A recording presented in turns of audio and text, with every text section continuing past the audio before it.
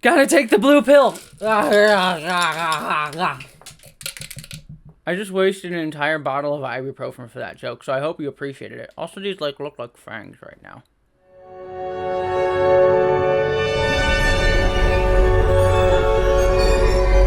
But regardless of that, it is time for me to review Matrix Resurrections, the long-awaited, especially long-awaited for me, sequel to the Matrix trilogy, this time directed by Lana Wachowski. And I have to say, as I'm sure many of you had, I had high expectations going into this movie for numerous reasons.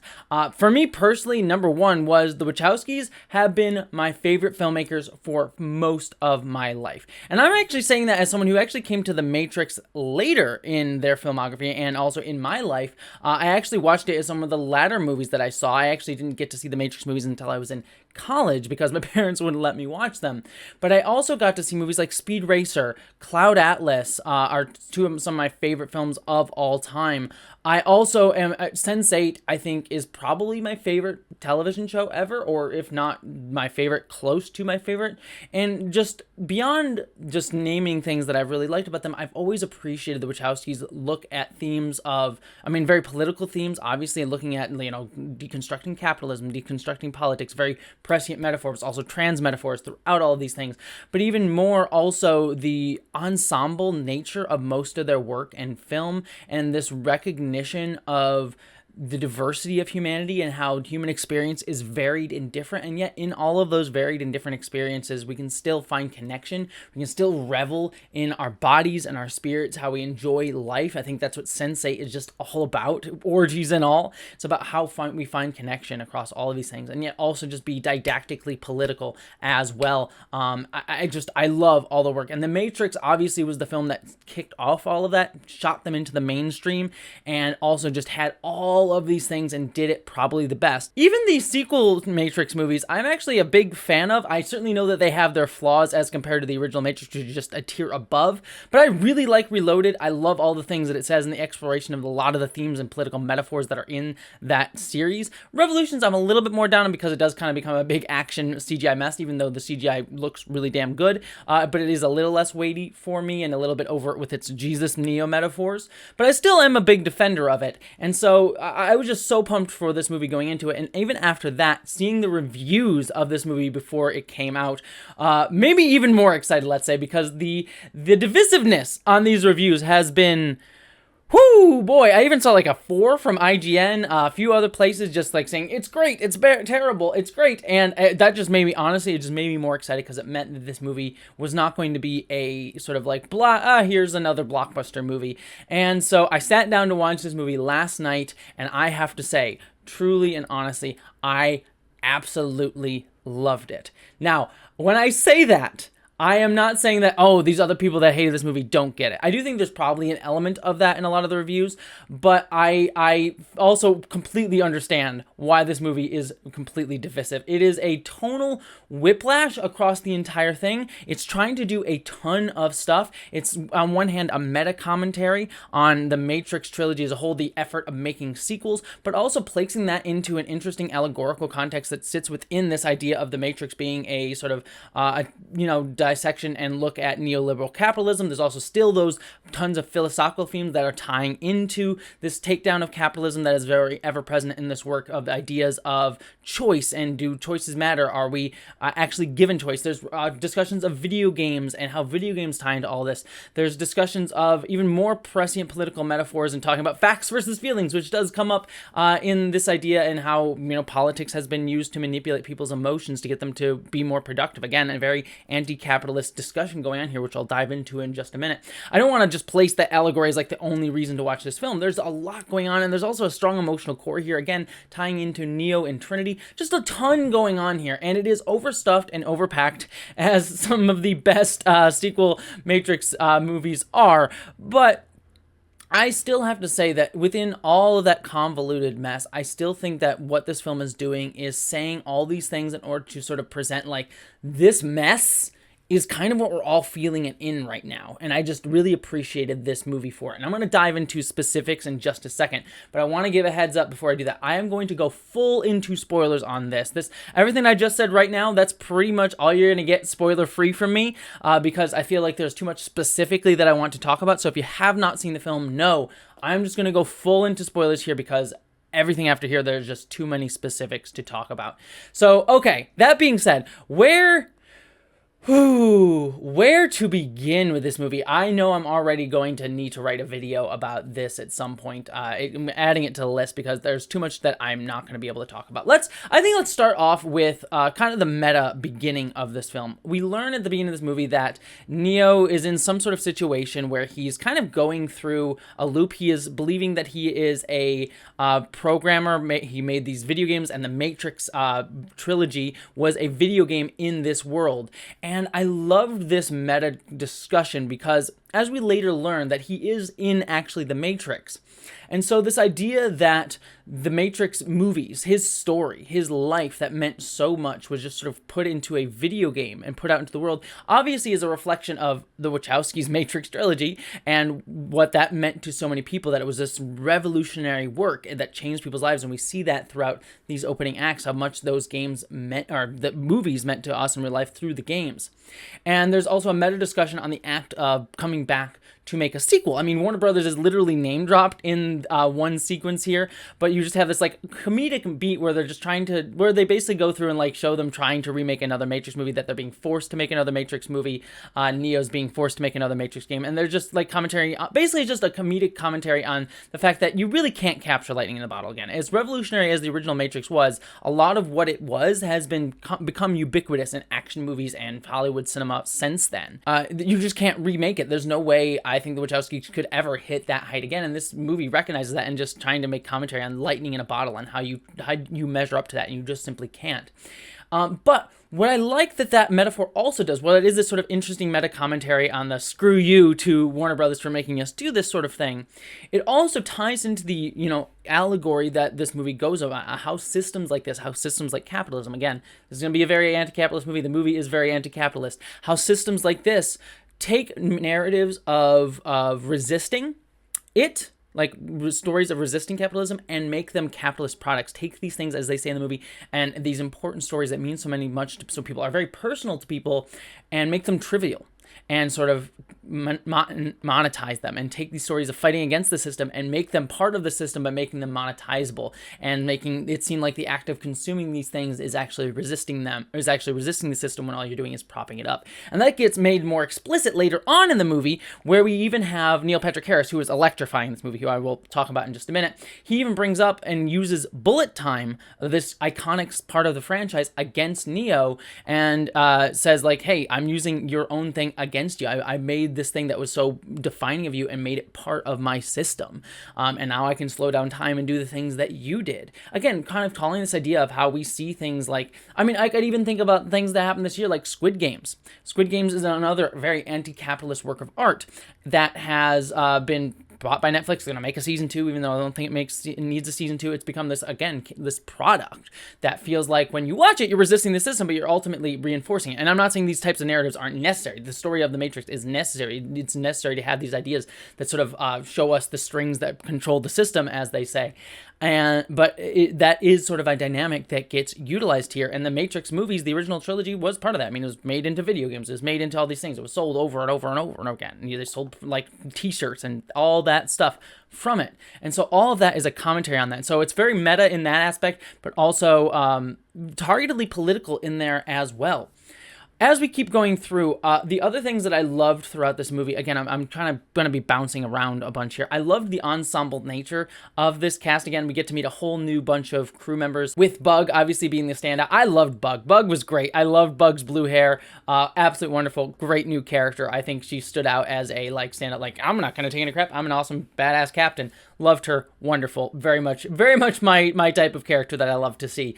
But also the rest of the characters also were really wonderful as well. In true Matrix fashion, we just have a bunch of characters that kind of become like background to a lot of this. And I also will say I loved seeing so many of my Sense8 cast members back in this. It was so wonderful. Like, oh, my Sense8, the Sense8 crew is here. I loved that. But they're all really wonderful to see, and I just really deeply enjoyed it. You have Yahya Abdul Mateen playing a version of Morpheus. And I know that this was controversial for a lot of people. I mean, obviously he does not match up to Lawrence Fishburne, but he wasn't supposed to. In fact, as we learn in this movie, this Morpheus is a combination actually created by Neo himself to help him escape later on as he was trapped by the Matrix, because he is a combination of both Morpheus and Agent Smith. And that kind of got forgotten, I think, in a lot of the discussions around this movie, that this isn't actually Morpheus, but it's actually Agent Smith and Morpheus. And as this version of Morpheus says, he is there as like a way to help Neo, but also because Agent Smith and Morpheus are the people that knew him best and helped make him. Agent Smith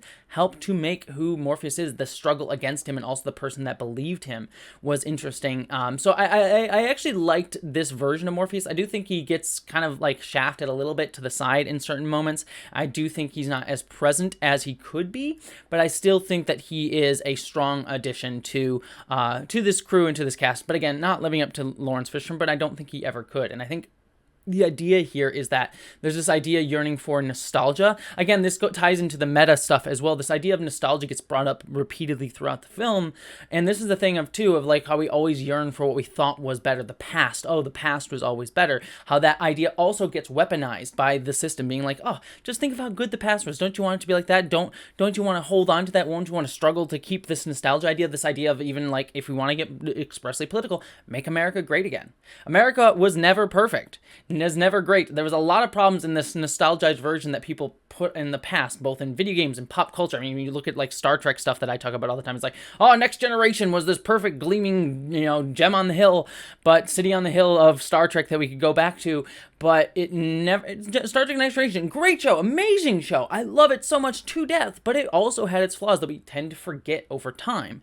And so this is showing that how that nostalgia gets weaponized and utilized and turned into something vitriolic at other groups and people in order to prop up the system again, to pit people against each other. And I liked seeing that idea being brought here. Again, not as dragged out as it could have been. I think that could have been a whole concept for the film, but it's something that at least is poked and prodded at here that I deeply enjoyed. The other part of this too that I think was probably a part that I loved and didn't love was Jonathan Groff as Agent Smith.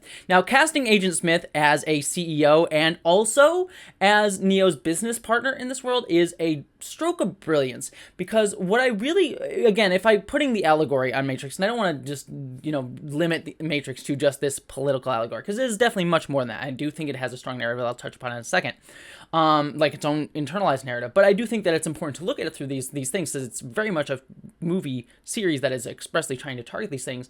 Looking at Agent Smith, I always saw Agent Smith as sort of like an idea for a kind of fascist metaphor, this growing problem of things like in the United States, white supremacy and other movements like that, but it definitely, fascist movements appear in all shapes and sizes in different ways. And so, but capitalism always tends to breed this idea of fascism, because someone like Agent Smith in the first movie was someone harmed by the system. He was hurt by the system as well. He was someone who had to fight in this system just as much as Neo was. But he was also afforded certain privileges that Neo was not. And so he both has this understanding that he is hurt by the system, but also feels like he had power over others that is now being pushed back against. And so he reacts violently, not necessarily against the system, a little bit against the system, but not necessarily, but also directs it in his anger and vitriol towards Neo.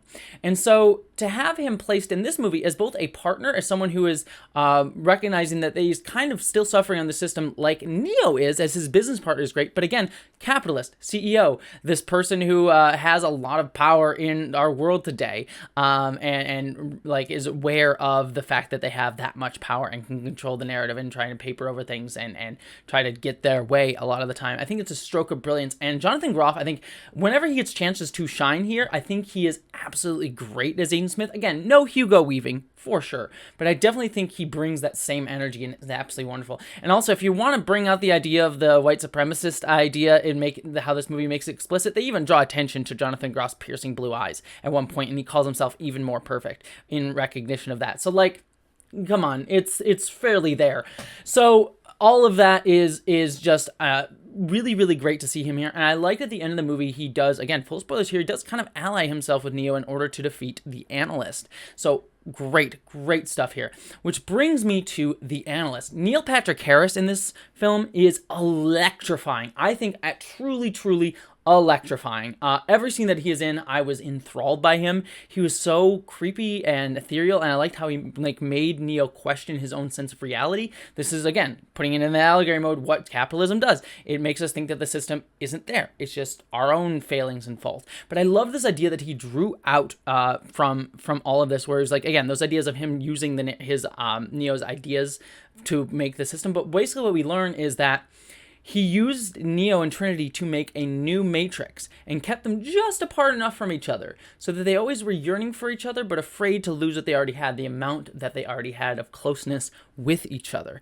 And this idea, and he says he did that for everyone in the Matrix. This idea of stringing us along and making us work harder, to get towards these things that we want, and that broke productivity barriers every single year after that, because he had this idea of stringing people along and making them yearn for more and making them push for more, saying, hey, if you work harder, you can get more. I feel like this movie was written before the pandemic, but it definitely feels like these scenes were about the pandemic in many ways, but it was just recognizing what was already on display, that the pandemic, I think, has drawn out even more about this idea that we are all working so hard, yet are so distanced from our own work and never seem to achieve what we want to. We work so hard every single day, try and make enough money to maybe buy a house, maybe get the things, and yet it just keeps on getting further and further away no matter how hard we run, and so it feels like we're running in place in that endless loop, on that treadmill that Neo is also stuck in, doing the same thing over and over and over and over again every day, and never quite getting there.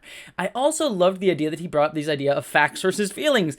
He says, you know what doesn't care about facts, or you know what helps to manipulate facts? Feelings. Feelings are what drive this universe. I wish we had seen that a little bit more, but I like the concept of it, of the idea of the Matrix is being pushed by feelings. We've seen so much already how facts have been there's so much manipulation of facts, and how facts are manipulated by emotions on things like Fox News, Facebook, how stories are spread, all these different places about how we are emotionally manipulated and not actually looking at what is actually going on, but are emotionally manipulated by different stories here. And that's part of what drives us to constantly work harder and work for the system, and just dragging us all into the ground and just burning us out every single day.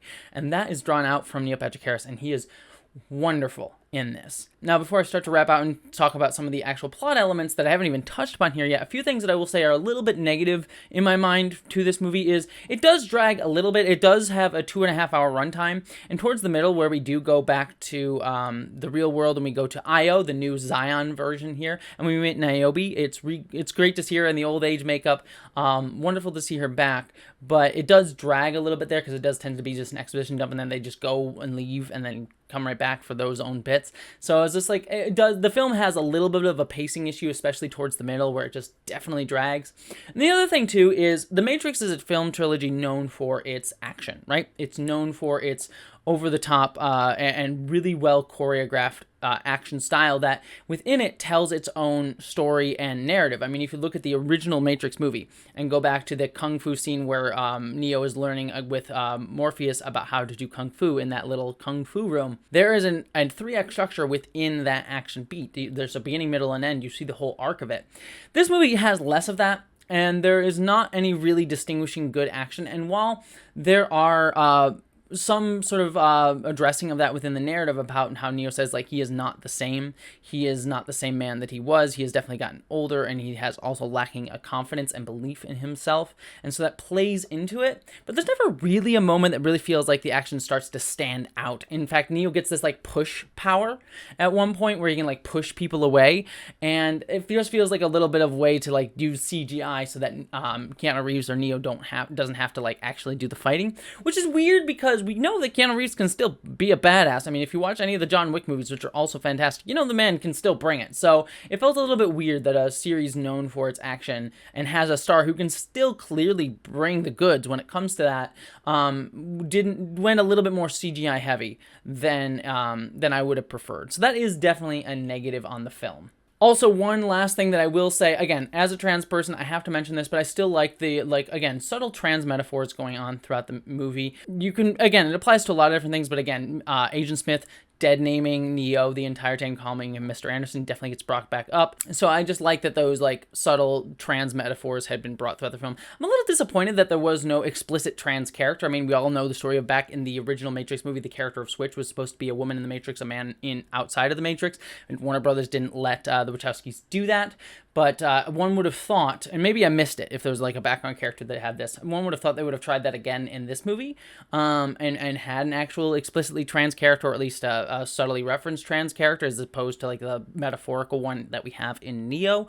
But so I was just a bit disappointed in that. It's not necessary. It's not a deal breaker by any means. But I was just like, oh, I thought that would be something that Warner Brothers would allow at this point. But I guess not.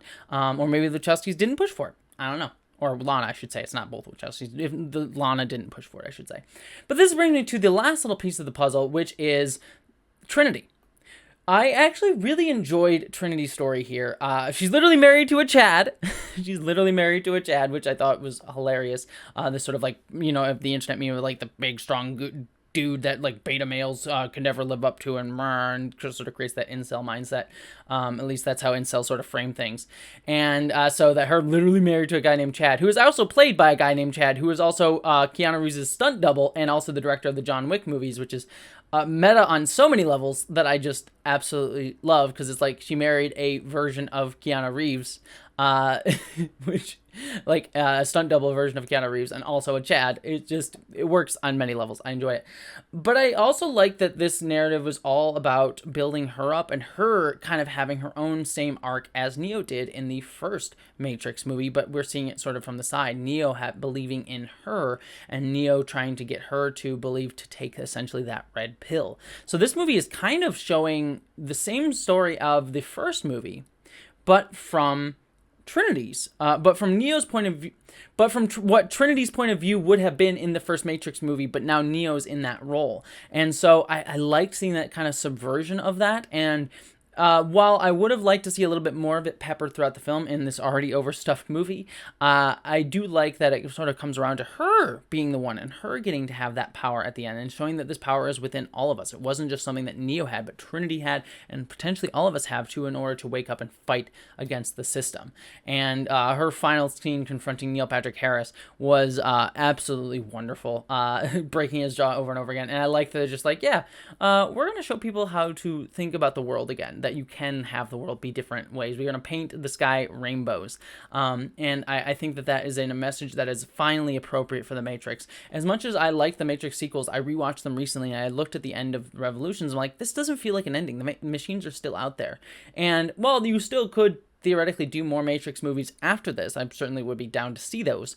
This does in many ways feel like a better ending than Revolutions was, because it is not just about like, oh, we put the machines at bay, but we are able to now break people's minds open and show that the world can be different. The world can look different. It's not just that we're fighting the system or that we've beaten the system, but that the system, we can think of new ways to think about the system and to break up the system of like capitalism, things like that. And so this feels a bit more of a positive ending than the Matrix trilogy ended on. And I think that was absolutely a great way to go.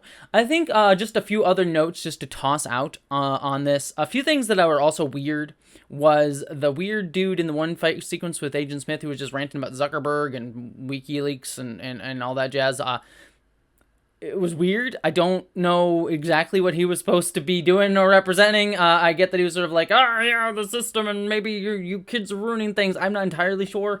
I just was a little bit too meta, I think, at that moment.